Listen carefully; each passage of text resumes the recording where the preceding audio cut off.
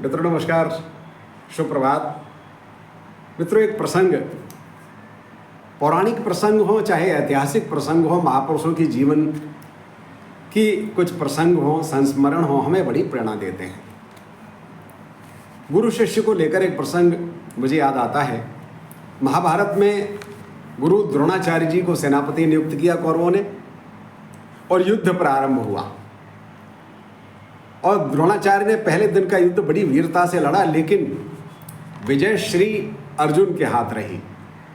तो दुर्योधन गुरु द्रोणाचार्य के पास गया और बोला कि गुरुदेव, अर्जुन तो आपका ही शिष्य है, आपने ही सारी विद्याएं उसे दी हैं, सिखाई हैं, उसके बाद भी ऐसा क्यों? तो गुरु द्रोणाचार्य ने कहा कि वत्स दुर्योधन, अर्जुन मेरा शिष्य है और उससे दी हुई सारी विद्याओं के विषय में मुझे ज्ञान है, मुझे पता है। लेकिन एक अंतर हो गया है कि पिछले वर्षों में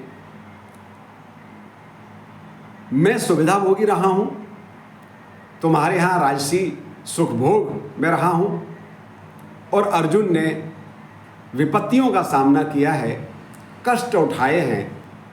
इसलिए उन विपदाओं ने उसे और अधिक बलवान बना दिया है, जूझने की ताकत दी है, और मुझ में वह ताकत कम हुई है। तो संदेश यह है कि हम भले ही बड़े हों, लेकिन यदि हम प्रैक्टिकली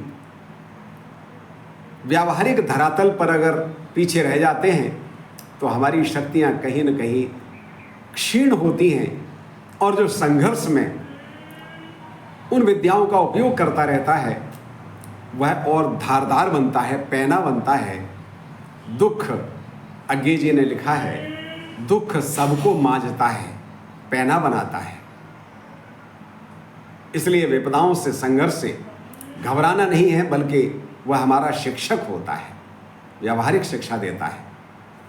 बहुत बहुत धन्यवाद।